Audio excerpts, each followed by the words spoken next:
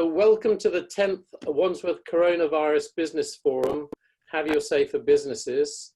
So our theme this week is around recovery and getting ready to start to open for business. We'll be examining the value of skills and talent development of staff as an aid to business recovery today. Our guest speaker is Andrew Slade, the Chief Executive of South Thames College. And Andrew will be talking about what the college is doing to help businesses and the opportunities that that presents. And David Hudson will be talking from the H on what businesses need to do after lockdown and try and predict what will happen in the next few months.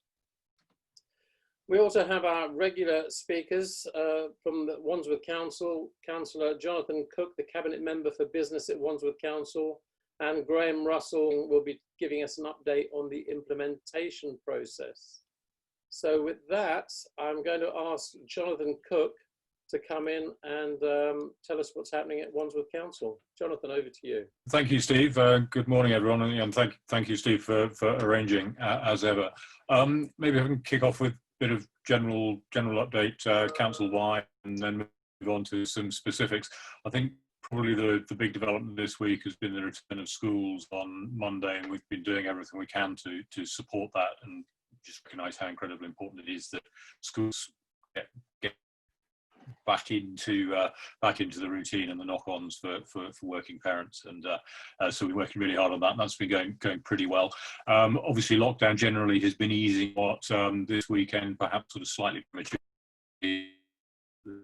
All the open spaces were incredibly busy, slightly preempting Monday perhaps. So that's kept all the council services involved there very busy. Friday, of course, we had announcements from the Chancellor on the extension of the furlough scheme and the self-employed scheme. There has been, it's been widely noted that support for limited companies wasn't there, and something that we've lobbied on as well. The hospitality sector in particular has been, those two areas is something we've been pressing on. So we're still very conscious of that, because it does affect a lot of businesses in the borough. Moving on to the things that we administer as a council, we are now, I think, almost, Mr. Russ will be able to update, almost at 50 million distributed through the initial grants programme, 3,200 businesses supported through that. So that's probably about reached the level that it's going to. And we have we've put the finishing touches to the discretionary grant scheme. We'll be launching that probably on Friday, and we'll be following pretty much the government's criteria, as the vast majority of councils are doing. Of course, we've been comparing notes with other London councils, and I think we're all doing it pretty much the same way. It's focused very supporting small businesses and 4 categories in particular: market traders, businesses in shared space, bed and breakfast, and charities.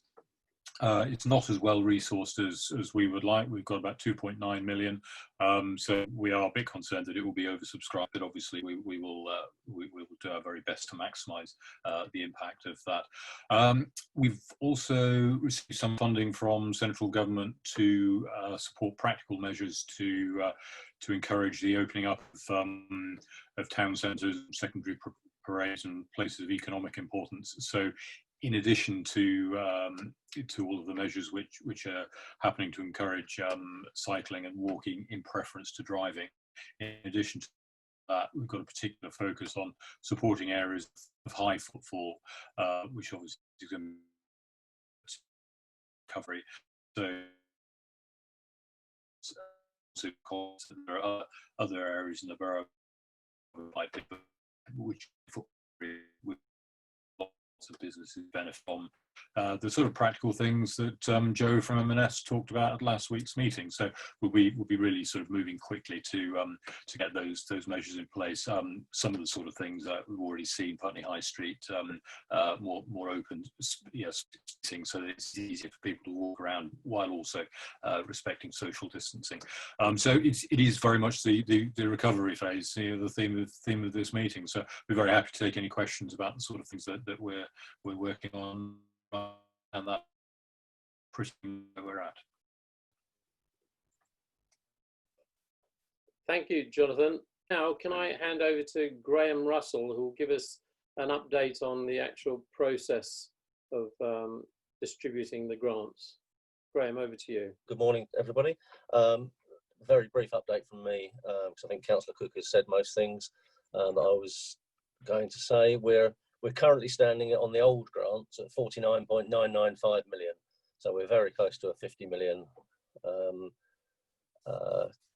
level, and we've got 15 grants which we'll be processing tonight. So we will break the 50 million pound barrier tonight.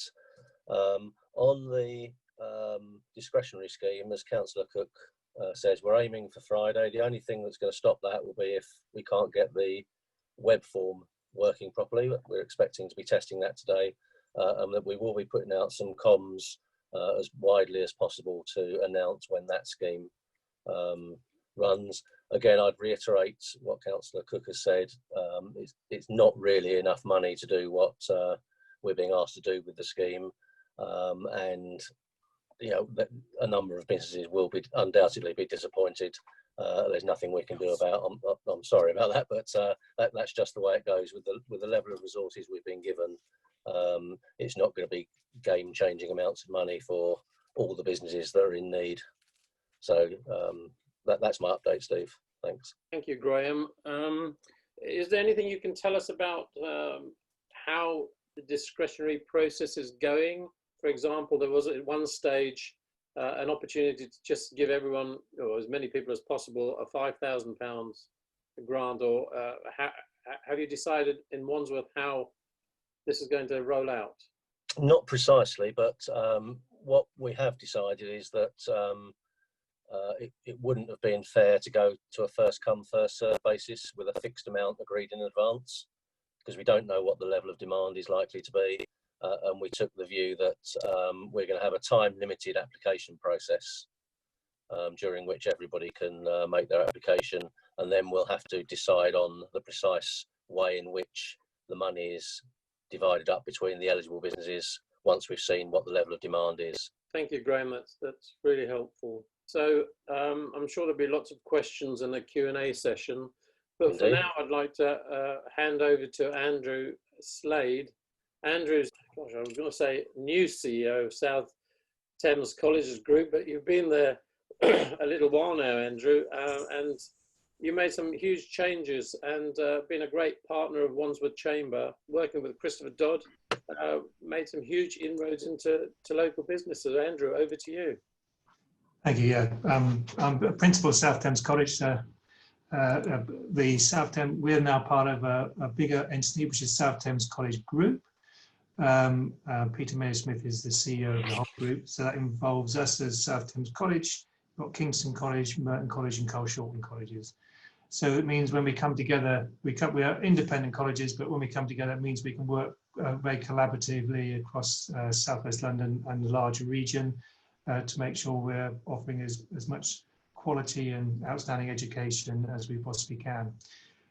Just say before the unfortunate lockdown, we had Ofsted in with the whole group, including the college, and we got a very, very good Ofsted report, which we're very pleased about.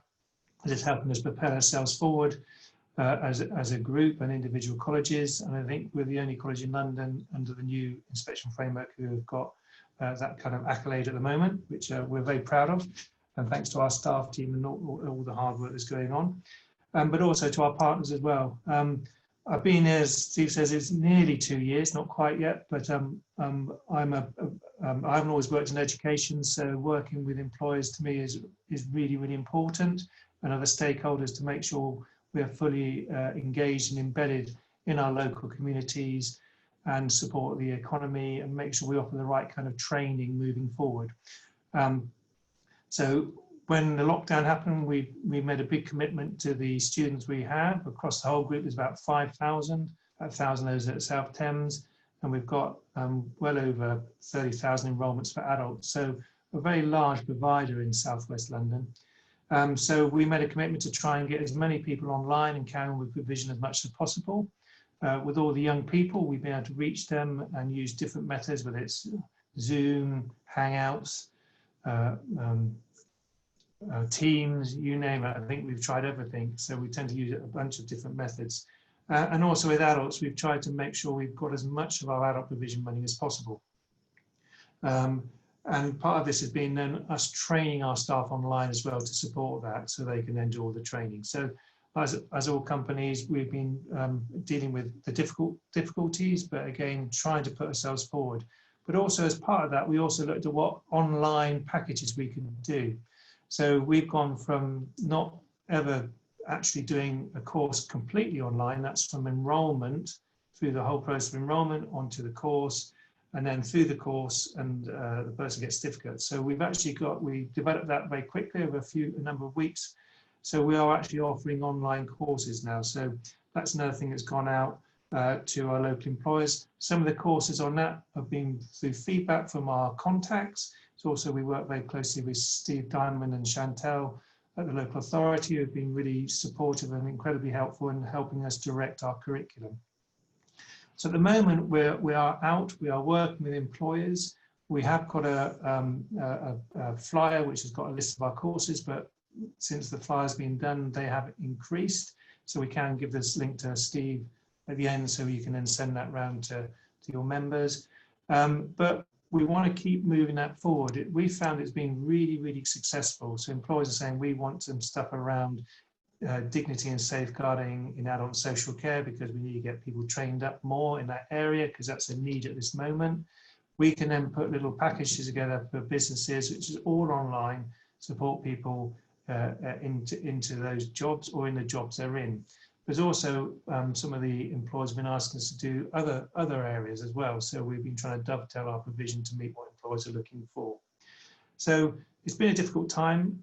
We've tried to adapt. We need to keep adapting. We need to keep changing our offer. And it's through feedback from employers. And hopefully a lot of you know Steve, Chris Dodd, who's out and about everywhere, which is great. And what we're trying to move forward now as we move through these months is keep expanding our range of online. We are bringing some learners in to the college after the 15th of June. But again, social distancing, how we bring in, some have got to come in and do exams. We're working with key workers. We already have key workers and our special educational needs coming in to our Merton campus. But we will slowly start coming out of lockdown. But what we really need is some really good feedback from employers of what kind of provision or what things they're looking for as we move forward. Because we want to really support the economy, the local economy, businesses locally, and make sure we can dovetail what provision we're doing. We're also been in quite a lot of discussions with the Greater London Authority, the GLA, to say what are the fundings available to support businesses. They've been quite adaptive in their thinking. So if there's particular things that we are not being funded for at the moment because of certain requirements around qualifications that come back from our employer groups, it means we can then go back to the GLA and say, look, these are probably some of the areas we really need to look into. We need to maybe look at how we use some of the money that's being made available for training and doing it a slightly different way. So again, we're evolving. We're trying to hit the main stakeholders, to work very locally so that we can provide the right service for what our employers and other stakeholders are looking for. We try and be as innovative as we can, but we're only innovative with your support. We've been working on something with Steve and Chantal around building heroes, and that's linked into BASE, about how we get people who are leaving the forces into jobs in the construction industry. But there's so many more things we can be doing, working with individuals in order to try and, there's going to be some people who need reskills in their workplace for the people. There's you might have staff who are, unfortunately, you've had to lose staff, but again, we can support staff in retraining them, support them on new courses or upskilling, reskilling. So we're trying to cover the whole area. from the feedback we're getting. So that's sort of in a nutshell where we are at the moment. Thank you very much, Andrew. So we look forward to you posting details, and if there's any way we can help you with surveys, etc., we'd be delighted to. Can I bring on David Hudson now? David will be talking to us about what business owners should be planning for in the short, medium and long term, and what options do businesses owners have in relation to restructuring or reducing their team. So David, over to you. Great, thanks Steve, and good morning everybody. So I thought that before we move into that, I'll give you a quick update. Obviously, as the councillor has said, we saw changes on Friday. The grant still at the moment continues to cover 80% of salary.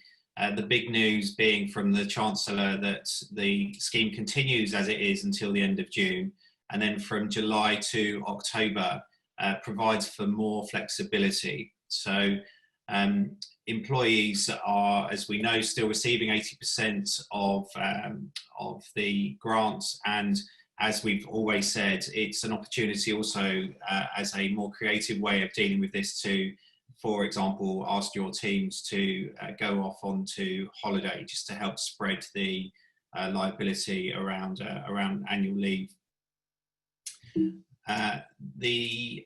Just a quick update, and as Zay will tell you, this gets more and more complicated, so I won't do this in great detail, but either of us can help you. From the 10th of June is the last day that you can now put employees on furlough, and basically from the 1st of July, you'll only be able to put those on that have been on furlough in the 3 weeks prior to the 30th of June. The scheme running until the end of October, and the great news being the introduction of flexible furlough, and businesses like yourselves get the chance then to decide how hours can be split. As we saw from the Chancellor's announcement, that does mean though that there is some requirement for businesses in almost a staged approach to support some of that funding. And what that looks like is from the 1st of August, the scheme continues. From the 1st of September, the government will reimburse 70% of salary and employers will top up 80%, and also take the employer NIC and pension contributions. And then from the 1st of October, reimbursed 60%, the government, will continue to reimburse to 60%, with an expectation that we will top up to 80%. So it is a complicated area, and I won't labour any more than that, but please drop questions in the chat or speak to Zaid or I if you've got anything more on that. So what we wanted to do was Steve asked us to share a little bit about how we're seeing businesses move into the next phase, and what we've seen are the key focus points for businesses.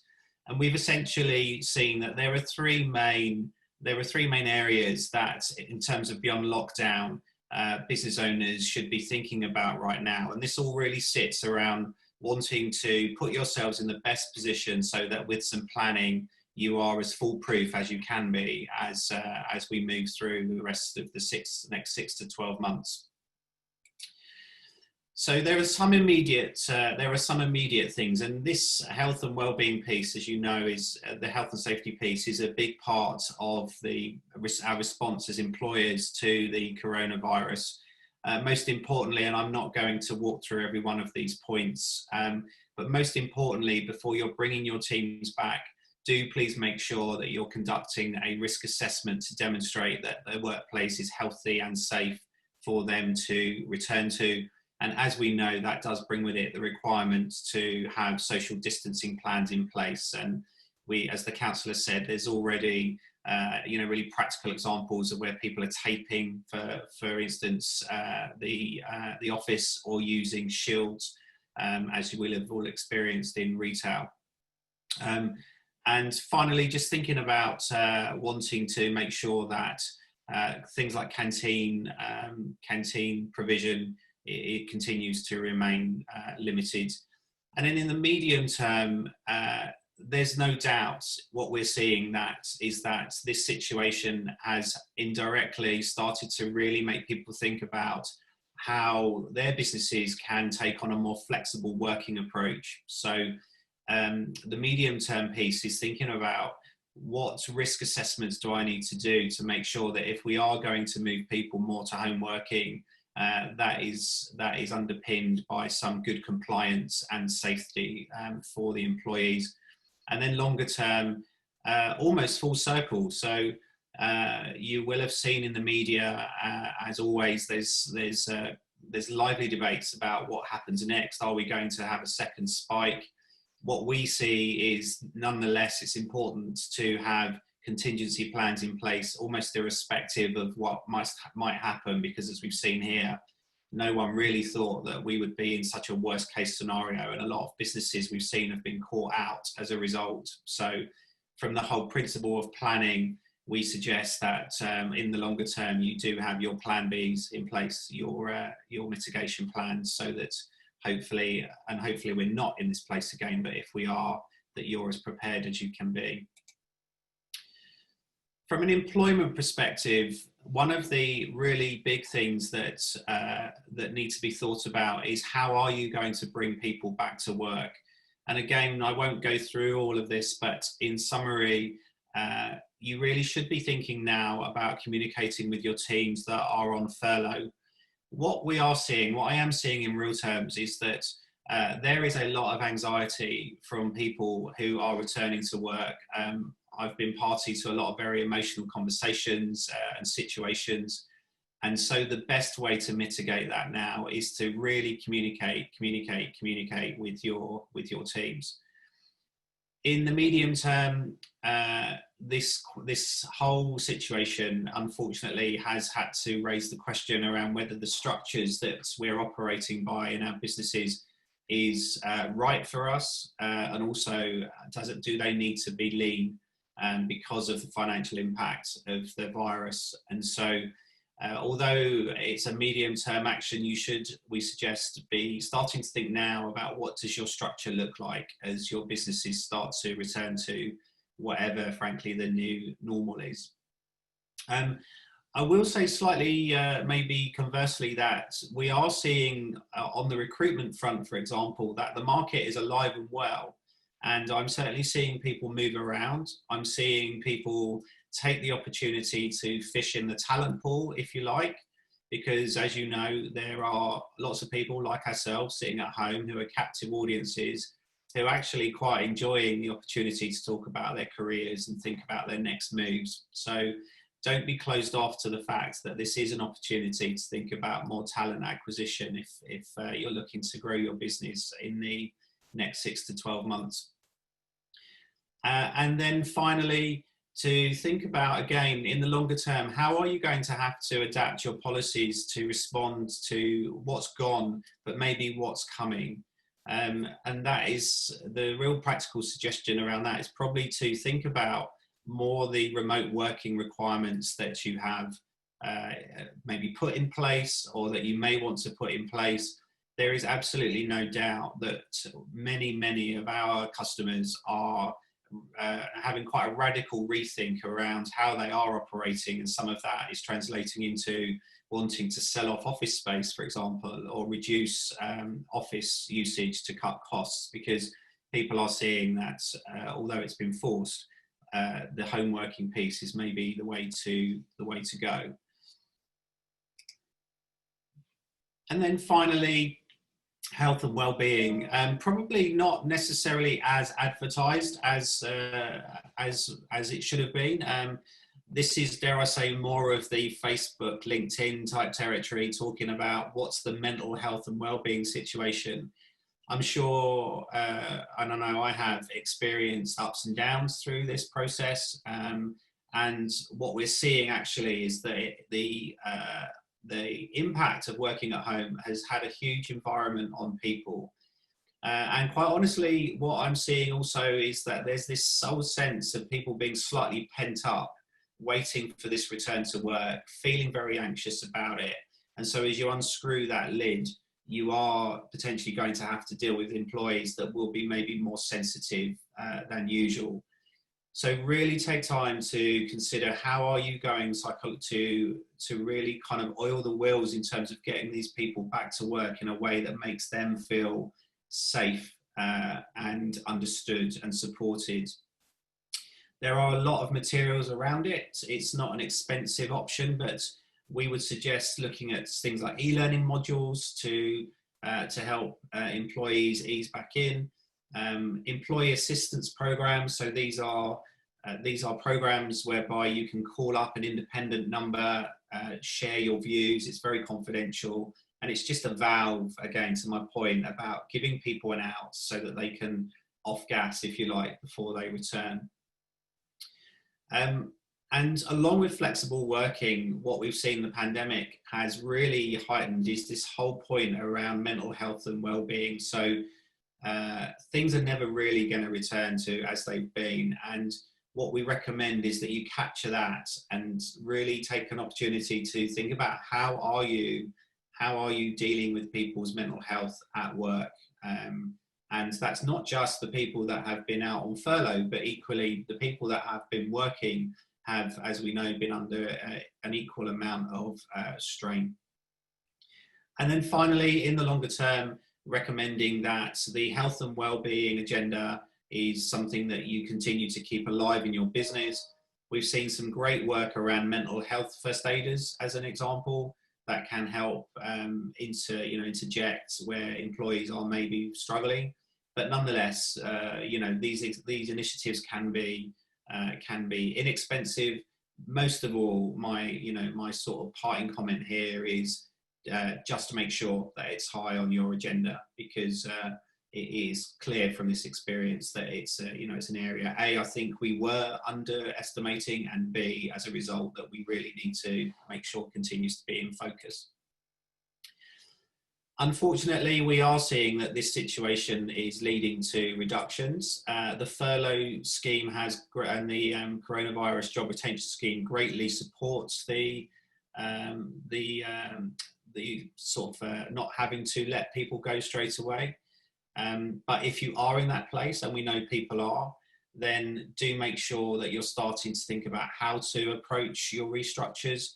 I'm not going to labour that now. I'm very happy to talk through any one of you just by call, for example, how you might go about doing that. But do remember, I guess, that there is a statutory requirement to follow certain processes, consultation being one. The other point that's interesting that I'm seeing is that it isn't one step from employed to redundant. And I would urge you, if you are in that place, to think more creatively about, can we put people onto short-term working? Can we put people into unpaid leave, part-time, for example? And as we know, the job retention scheme allows for some of that anyway. So there are other creative ways that you can tackle the need to reduce your headcount, which I've touched on here. Sorry, I was doing so well. So that's it. As I said, here's my details. I will drop them into the chat box, and do please contact me. There's, it's a free, no obligation discussion. I'm more interested in helping our members get through some of the more practical questions at the moment. So do please reach out. Thank you, Steve. Thank you very much, David. That was very, very informative. I certainly think the mental health and well-being are going to be almost like an iceberg. There are so many factors to this, not just the fact that people will be hoping to return to work, may not want to return to work, but other people in their households, and families do rely on sort of joint money coming into support the family. Other members might be being made redundant, looking for jobs. So it's something that we're really going to have to think very hard about, and how we can support people. So thank you very much for that. Zaib, I'm going to bring you in here just to update us on what's happening with the businesses that you're dealing with. Sure, Steve.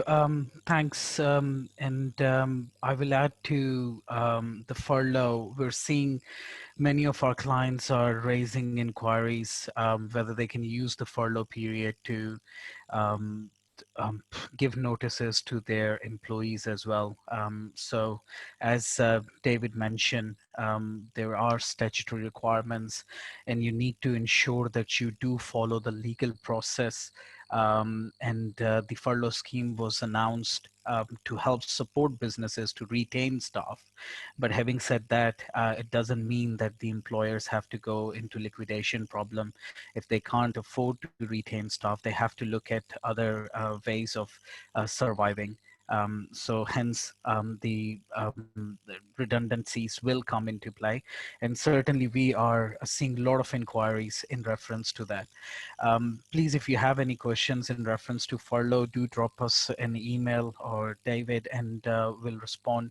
Apart from this, I wanted to give you an update on the bounce back loan scheme. I know through my experience being here in the meetings and also looking after the clients, all of our clients who were banking with Metro, they've been struggling with the bounce back loan scheme, and they've been applying through other banks. And the other banks who did provide them the platform to apply, they were asking for too many questions, which is quite fair because you're not banking with them. So they will have to either open temporary accounts for you and go through all the KYC and look into your, in some cases, they have requested for the year-end accounts as well, which your bank, if it is accredited through the bank or scheme, would not ask you for it. But please note, Metro Bank is opening.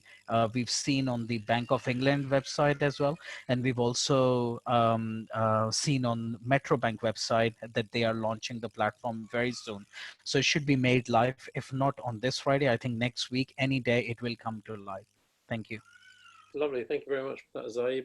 Christopher Dodd, I wonder if you'd like to come in and just talk a little bit about South Thames College. We've worked quite a lot with you in the past. You know quite a lot of our members, and you've made quite an impact on the local business community. Chris, is there anything that you wanted to add to Andrew's presentation? Thanks, Steve. Not a huge amount, just to say yes, in terms of the online training we're currently doing with a number of local partners, we're seeing a large, it's quite interesting, that we are actually within the training offer. There is quite a big focus on mental health and support there, and also things like understanding autism we're finding is very popular. As businesses change, keeping to that theme of the training, one of the courses we've actually just set up to run is there is a online social media course. So if there are any local businesses who are thinking now about how their business is going to adapt, then sort of please do get in touch. In terms of sort of what I've been doing for a while now, the one thing I would say is with our things like our work experience and our placement program, we're obviously going to have to change quite significantly. We've got about 850 young people each year who we want to put through, give them sort of industry experience. And one of the things we've been doing over the last few months before the lockdown is we're actually coincidentally trialing virtual placements. So things like virtual administration, virtual social media management. So if there are any partners listening who'd be interested in that in terms of potentially hosting some of our young people next year, they'd be great to have a chat at some point. And that's probably it, Steve. That's great. That's really useful, Chris. I think sometimes we forget that Wandsworth is a great collective of amazing businesses. We've got South Thames Colleges Group who are doing so much work. They connect with so many businesses. We've got Roehampton University as well. And there are terrific opportunities for work experience in getting some extra help for your businesses, specialist areas, but also they're a terrific resource. So I urge you to make contact and just find out exactly how the college and the university can help you. So it's coming to the Q&A time. If you'd like to ask a question, just click the raise your hand button and I'll unmute you so that you can ask your question. For me, I just wanted to take a brief moment to update you on what's happening with Wandsworth Chamber of Commerce whilst we wait for the questions. Firstly, a huge thank you to all the businesses who have continued to support us and stayed as members. I know things at times are difficult, but we're a small business just like yourselves and teetering on the brink of extinction, but we will keep going because we've just got a great drive to pull the community together and help businesses. These forums have been really instrumental in helping us to get messages, not only to the council, who've been fantastic listeners and have helped a lot, but also through our partnerships with London Chamber of Commerce to actually get the key decision makers in government and the Mayor of London's office. And there's a lot happening now jointly.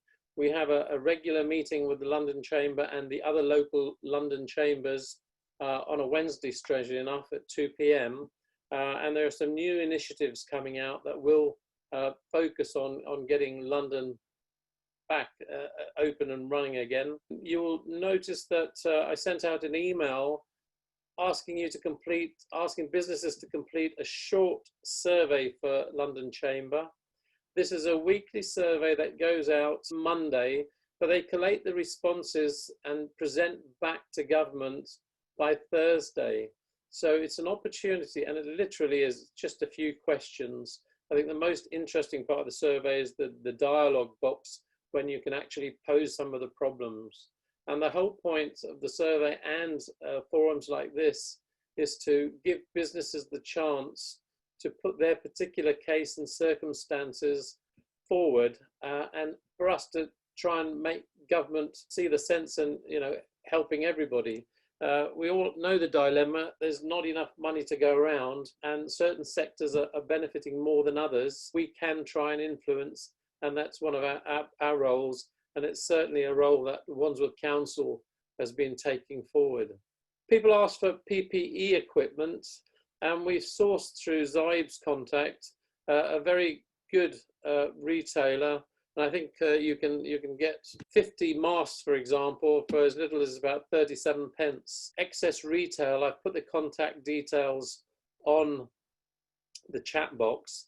And if you're interested in face masks, shields, sanitizers, this is a reliable supplier. And Raj is more than happy to talk to you individually rather than you go through his website. And he is offering terms as well. Martin Pocock, is there anything you wanted to update us with at the moment? No, actually, Steve, because I think the insolvency side, from my point of view, is all very quiet, because basically businesses should have been working with their accountants to furlough the employees, get the bounce back loans, basically just defer everyone, paying everyone. I think the key going forward, and I think from the HR point of view, it might be quite useful to have a talk for businesses who actually want to make employees redundant.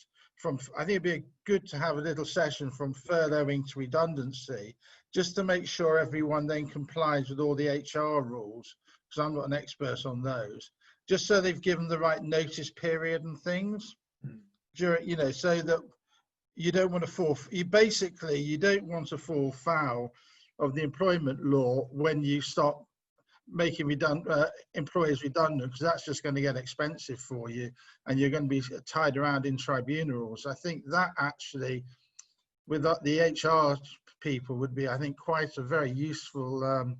I mean, not the nicest thing for people to talk about, but I think it would be a really good topic, just to say that, we've coming to the end. You now looked around, you don't need all the workforce you thought you needed. How are you going to get rid of your excess workforce? And just making sure that, you actually are following the laws, because you just don't want to suddenly find that you've come through all this and been whacked with a massive tribunal claim. So that's, I think, is the area I think businesses have probably got to look at. But hopefully most businesses have got their bounce back loan, although I am aware that Metro are having problems.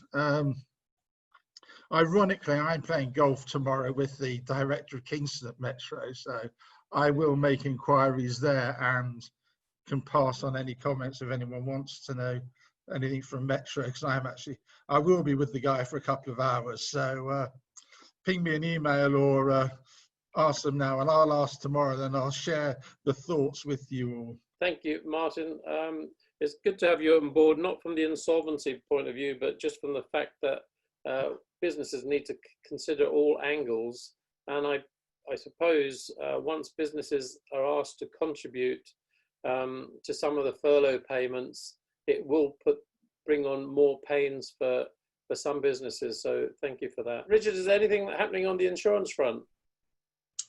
Yes, big development yesterday, day before, that the FCA announced their wordings, which they're going to go into legal review. These wordings, there's 8 insurers, but some of these are multiple wordings. If you go to the FCA website, I'm happy to share the link on it now. It'll show you which wording's in there. It's not going to be an absolute list. There's going to be some movement on that, but it's going to be a good test case. So we'll end up hopefully by middle of July knowing where these wordings are. So those who've been frustrated by their insurers who have valid wordings, who do seem to have not tightened their wordings down, should hopefully see some developments. But going back to Martin and other people's comments, going to be some tough times, some hard decisions to be made for businesses going forward. It's a very, very good time to make sure you review your directors and officers' insurances, because if you end up in tribunals and litigation, you as director, you are personally liable, and that personal liability is unlimited. So make sure your directors and officers' insurance provisions are all in place accordingly at the moment. So that's probably the most important insurance aspect you need when thinking about doing any structures. Thank you, Richard. I'm going to unmute Skin of Love. So you have your hand raised for a question. Skin of Love, a new member of Wandsworth Chamber, and I understand you'll be moving to new premises in Tooting. Yes, that's right. We just want to find out, in moving from one unit in Tooting Market to a better located unit, whether that could be detrimental with regard to the potential discretionary grant. I wouldn't think so, but Russell, Graham, can you come in on that one? Thanks for that. Yeah, I wouldn't think so, but I'd have to go back and have a detailed look through the scheme to make sure there's nothing in there. I mean, the key requirements are that the business didn't receive anything from the other grant schemes, which will be the case in Tooting Market, and that the business was trading as at the 11th of March, and we're asking businesses to supply evidence of their premises costs. So they would have had the premises costs at the old unit, so that should be okay. Okay, thank you. Deirdre Silver, I've got you. I'm going to unmute you because I think you do have a good offer to help businesses. Deirdre, I've unmuted you. Would you just like to tell us about your business and how you can help people with their CVs? Yes, I mean, I very briefly, I help people deliver CVs into an effective document. I always meet people because there is this view that a CV is just a list of dates and titles, but actually it's very much more than that. And I help people develop that. And I think there's a lot around sort of mental health and well-being, and people are at a very stressed time when they're in transition. They always have been, and having someone take, if you like, the grunt work out of actually working out what they do, helping them put it in a clear format.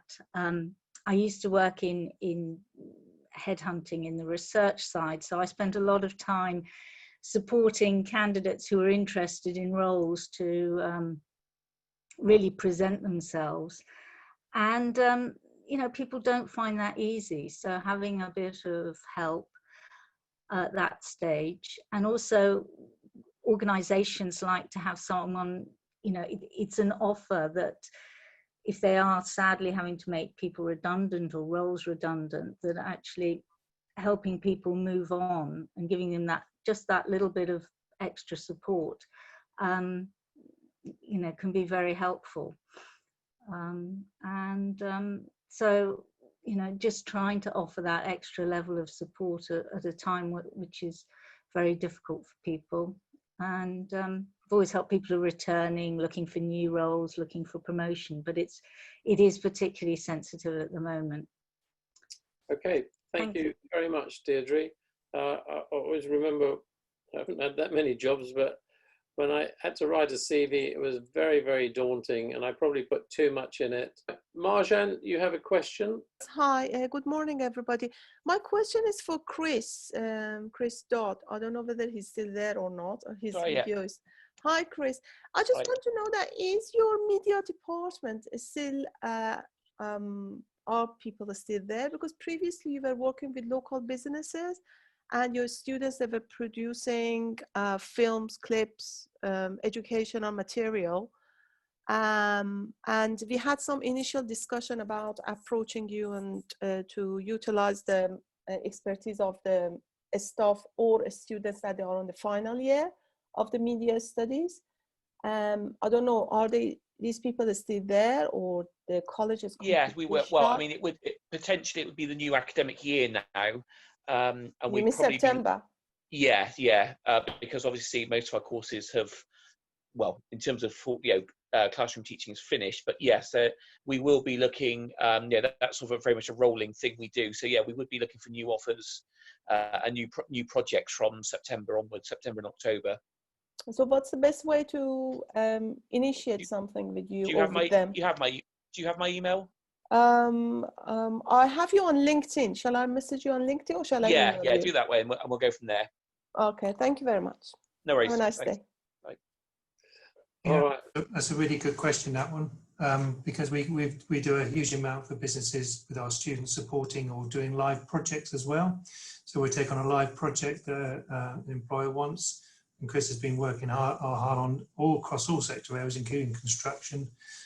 So if anybody's got any ideas around supporting areas, then we're really, really happy to get involved. And it's really, really good for our students and staff. Andrew, when the college will be going back to normal? We're planning to go back to, we're bringing some learners in from the 15th of June, but there's no way we can bring all the learners in because of social distancing at the moment. We're going through a big plan at the moment to get ready for September. Government guidelines is that we can only have 25% maximum of our cohort in. We think it's 52,000 enrolments across the year for all our age groups through the levels from entry level to degree level. That's a huge number of learners. So we're going through quite a lot of logistical nightmares in some ways in our planning to see how we can get enough people in to give them a good education experience. But because of all the online learning we've done, they'll come and do a blended learning offer, like you see some of the universities saying. So we'll be doing very much blended learning, getting people in for certain parts of their courses not. But at the moment, we're looking to start in September as normal. So it's about the second week of September. And we'll pilot some stuff from the 15th of June onwards. But our online provision and bespoke training and support for employers, we'll look at that now. If people are really looking for courses or particularly need some things, we will see what we can do. You've put up a link in the chat box, current offers, which is really helpful. One thing that occurs to me, work experience. Colleges and universities are great for work experience opportunities, and the contribution that young students can actually bringing fresh eyes, a fresh outlook, especially in some of the disciplines that they're really, really very familiar with, like social media, etc. Is the college thinking about ways that students can perhaps work with businesses on an online platform to help with and gain experience in certain areas? Chris, you might want to answer this.